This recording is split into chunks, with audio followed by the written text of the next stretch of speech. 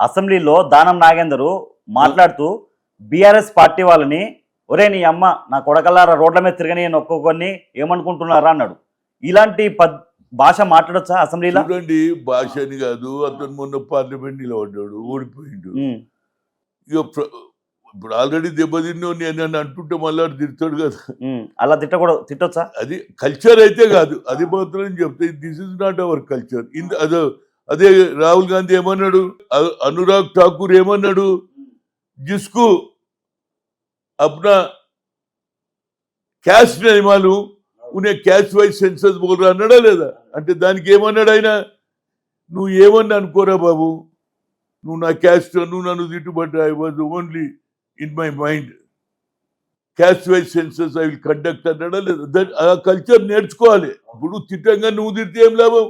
ఆయన ఏమేమున్నది, caste wise census, నువ్వు నన్ను అను ఏమన్నాను, నేను నీకు జవాబు ఇయ్యా, but my aim is to conduct caste wise census according to their promotions, their future also should be there. They are 90% people ఉన్నారు, ఎస్సీ ఎస్టీ బీసీ మైనారిటీ, వాళ్ళకు న్యాయం చేయాలి అనేది నా కోరిక అన్నాడు. కనుక మన నాయకులు కూడా మాట్లాడేటప్పుడు కొంత ఆలోచన చేసి జవాబు ఇవ్వాలి. ఏది మాట్లాడింది ఉండాలి, అతనికి అర్థమైనట్టు ఉండాలి. కానీ అదే అటువంటి భాష మాట్లాడడంలో అతని ఇమేజ్ కూడా తగ్గిపోతుందని చెప్పగలుగుతా. దాన్ని రేవంత్ రెడ్డి గారు సమర్థిస్తుంటే ఆయన ఎమ్మెల్యే కాబట్టి బాధపడుతూ, ఆయన కూడా లోపల ఉంటుంది, కానీ ఆయనతో కూడా సీఎంఏ అన్నాడని మళ్ళీ వీళ్ళు అడ్వాంటేజ్ తీసుకుంటారని ఆయన నిండొచ్చు అని నా ఉద్దేశం. సార్ ఇదే దానం నాగేందర్ గారు తెలంగాణ ఉద్యమం టైంలో లాఠీ పట్టుకుని ఉద్యమకారులను తరిమి కొట్టాడు. అలాంటి వ్యక్తి ఇప్పుడు బీఆర్ఎస్ పార్టీకి పోయి 2 సార్లు ఎమ్మెల్యే అయిండు, మళ్ళీ ఇప్పుడు కాంగ్రెస్ పార్టీకి ఎలా తీసుకున్నారు కూడా తెలుసు. కానీ ఆయన టికెట్ ఇచ్చిండ్రు, వాళ్ళు తప్పేం కాదు, వాడు అడగలే. మరి ఎలా ఎందుకు ఇచ్చారు ఆమె హైకమాండ్ చెప్పింది, దీపా మున్సి చెప్పి ఎవరు చెప్పిండ్రు. నా ఉద్దేశంలో నిజంగానే ఈడ క్యాండిడేట్ లేకపోతే నాకు ఖమ్మం లేదన్నారు. హనుమంతన్న నువ్వు లేవడంటే నేను సిటీలో పాపులర్, స్టేట్లో పాపులర్, అవును, ఎక్కడ పోయినా నాకు జనము, నాకు ఇస్తే గెలుస్తున్నా లేదా, 100కి 100 రూపాయలు. సరే ఇయ్యలే, వాడు పాపం అసెంబ్లీలో కొంత ఉద్రేకంగా మాట్లాడిండు, ఇక ముందు అట్లా మాట్లాడొద్దు అనేదే నా ఉద్దేశం. మంత్రివర్గంలో స్థానం కోసం చాలా మంది ఆశావాదులు ఎదురు చూస్తున్నారు. రాజగోపాల్ రెడ్డి అయితేంది, సుదర్శన్ రెడ్డి అండ్ మన మల్రెడ్డి రంగారెడ్డి అయితేంది, చాలా మంది ఎదురు చూస్తున్నారు. మంత్రివర్గంలో ఉన్నది 6 సీట్లు, ఎవరికి వచ్చే అవకాశం ఉంది? చూడండి, ఇప్పుడు మీరు అడిగినరు, రేవంత్ రెడ్డికి ఎంత బాధ ఉండొచ్చు, ఎంతమంది ప్రెషర్ చేస్తున్నారు, ఇక ఆయన ఆ ప్రెషర్ తట్టుకోవాలి. నాదేమంటూ మీరు తట్టుకున్నా రాహుల్ గాంధీ కాన్సెప్ట్ని ఇంప్లిమెంట్ చేయమంటున్నా. ఎందుకంటే ఆయన అడుగుతున్నాడు కదనండి, ఏది బడుగు బలైన వాళ్ళగా న్యాయం అన్నప్పుడు దాన్ని కూడా ఆలోచనలో పెట్టుకోమని నేను రేవంత్ రెడ్డికి చెప్పగలుగుతా. కానీ ఆయనకు ప్రెషర్స్ ఉన్నాయి తప్పక, ఎందుకంటే ఆయన ప్రామిస్ కూడా చేసిండు, గెలిపిస్తే నేను చేస్తా అని చెప్పిండని ఆయన చెప్తుండు. ఎవరు, రాజగోపాల్ రెడ్డి, నేను గెలిపిస్తే నాకు మంత్రి నాకు ఇవ్వాలి అంటున్నాడు. ఆయన ఇంకో మాట చెప్తున్నాడు. ఎవరికి వాళ్ళు ఇప్పుడు ముగ్గురు కూడా అదే లైన్లో మాట్లాడుతున్నారు.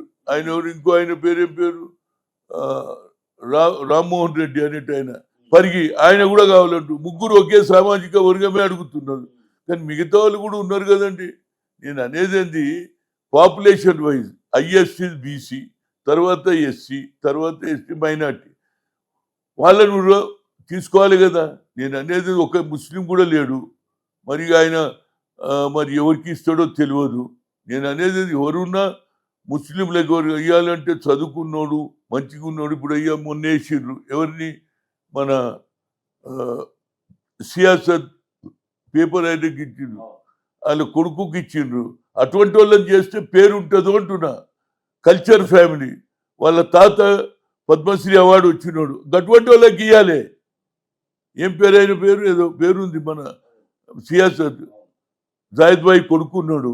అటువంటి వాళ్ళకి ఇస్తే బాగుంటుంది అనేది నా ఉద్దేశం. ఎందుకంటే సిటీ వాడు ఒక కల్చర్ పంచుకున్నాడు, ఆయన కొడుకుకి ఇవ్వాలనేది నా ఉద్దేశం. ఆంధ్రప్రదేశ్లో మొన్న ఎన్నికల్లో జగన్ ఓడిపోవడం జరిగింది, కూటమి గెలవడం జరిగింది. పవన్ కళ్యాణ్ చంద్రబాబు గారు కూటమిగా ఏర్పడడానికి కారణం జగనే. పవన్ కళ్యాణ్ చంద్రబాబు కలవాలా వద్దని ఉన్న సిచ్యువేషన్లో చంద్రబాబు గారిని అరెస్ట్ చేశాడు జగన్.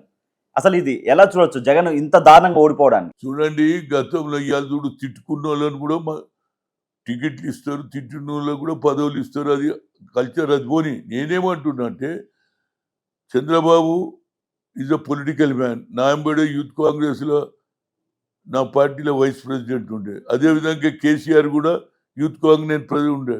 అలా అదృష్టం కలిసి వచ్చింది. కానీ ఎక్స్పీరియన్స్ ఉన్నది ఆయనకి. ఎవరికి? చంద్రబాబు. కనుక ఈయననేమో కొత్తగా ఇక ఫ్యూచర్లో, ఎందుకంటే 27% ఉన్నారు వాళ్ళు. ఎవరు? కాపులు బీసీలు కలిస్తే రాజ్యమే కదా. కనుక నా ఉద్దేశంలో ఆయన ఇప్పుడు ఎక్స్పీరియన్స్ అయితే ఇవాళ కాకుండా రేపు ఎవరికి పవన్ కళ్యాణ్కు అందుగురించి ఆయన ఏం చేసిండు, ఎక్స్పీరియన్స్ పర్సన్, ఆయనకు సపోర్ట్ చేయాలన్నాడు, చేసిండు. ఆయన ఏం చెప్తే చేస్తున్నాడు. బీజేపీతో పొత్తు పెట్టుకోవాలంటే ఓకే అన్నాడు, టికెట్ తక్కువ ఇచ్చినా కనుక అతనికి ఎక్స్పీరియన్స్ అయితే ఉన్నాడు. ఆంధ్రలో కూడా కాపు ముఖ్యమంత్రి కావాలనేదే నా ఉద్దేశం. జగన్ కాంగ్రెస్ పార్టీని విలీనం చేయబోతున్నారు అంటున్నారు, నిజమేనా? జగన్ ఎందుకు వస్తాడని లైఫ్ లాంగ్ మా సోనియా గాంధీని తిట్టే అందరినీ తిట్టిన మొండోడు. ఆయన ఏ పార్టీ రాడు, తనే పక్కోటికి ఆయన సహించడోడు. మా పార్టీ లీడర్ వస్తాడు. ఇవన్నీ ఊహగా ఆమె షర్మిల అంటుంది, మా పార్టీలో వస్తే నేను స్వాగతం చెప్తున్నా అంటుంది. నిన్నటి దానిక చెల్లెలను అన్న తిట్టిండు, అన్న చెల్లెలు తిట్టి వాళ్ళు ఇద్దరి ఇంటి పంచాయతీ మాకెందుకు వస్తావు, వాళ్ళిద్దరు ఏమన్నా ఆలోచన చేస్తారు. సంజయ్ గాంధీ గారు చనిపోయినాక రాజీవ్ గాంధీ గారు పైలట్గా ఉండే, అలాంటి రాజీవ్ గాంధీ గారిని మీరు రాజకీయాలకు రమ్మని చెప్పి ఎందుకు అన్నారు అసలు మీరు? చూడండి, ఆ రోజులలో సంజయ్ గాంధీ చనిపోయిన తర్వాత మేనకా గాంధీ పంజాబీ లాబీ అంతా ఆమె గురించి వర్కౌట్ చేస్తున్నారు. నేను అనుకున్న ఇది ఎక్కడ పంచాయతీరా బాబు, కొందరికేమీ ఇష్టం లేదు. I thought is the right person. అయితే ఢిల్లీలో కాఫీ హౌస్ ఉంది కెనాట్ ప్లేస్లో. నేను ఎప్పుడైతే గతంలో యూత్ కాంగ్రెస్ ఎన్ఏసి ఉన్నప్పుడు తాజ్మహల్, నారాయణగూడ తాజ్మహల్ సుల్తాన్ ఉండే, అట్లనే కాఫీ హౌస్కు రోజు 11 o'clock డంపీ కానీ ఆయన జగదీష్ టైట్లర్ కానీ అందరు కూడా ఢిల్లీలో ఉండే నాయకులు అందరు కూడా 11 to 2 దానికా కూర్చునేది. ఆ తర్వాత మళ్ళీ 11 పని మీద పోయేది. ఆడ ఒక media person, either Times of India or Hindu, నన్ను అడిగే, హనుమంతరావుజీ whom you are making youth Congress all India president అన్నాడు. So only alternate Rajiv Gandhi is the hope of the nation అన్నా. నా ఎంబడి మహారాష్ట్ర, మధ్యప్రదేశ్ కూర్చొని కాఫీ తాగుతూ అట్లా చెప్పి ఊకున్నా. రెండో దినం నేను అడిగిపోయినా మేడంను కలవడానికి. ఇవాళ అన్న తెల్లారిపోయిన లైన్లో ధర్మదర్శనం ఇస్తుంది కదా ఆమె, నా దగ్గర I'm Hanumantharao, youth Congress president from your Hanumantharao, ఏ ఫోజదార్ ఇసుకు బాజుకోవడం అన్నది. నాకు చెప్టలు పట్టినాయి, ఏమరా బాబు ఇది ఎక్కడ పంచాయతీ ఎందుకన్నది. మేడం నన్ను పక్కకి లేవడం, నా ఉద్యోగం పోయింది అనుకున్నా. సరే, ఫోజదార్ రూమ్లో కూర్చున్నప్పుడు ఏమైంది, పేపర్లు ఉన్నాడు, Hindu or Times of India చూసారు, ఫ్రంట్ పేజీలో నా పేరు ఉన్నది, Rajiv Gandhi, hope of the nation, only Rajiv Gandhi అన్నాడు.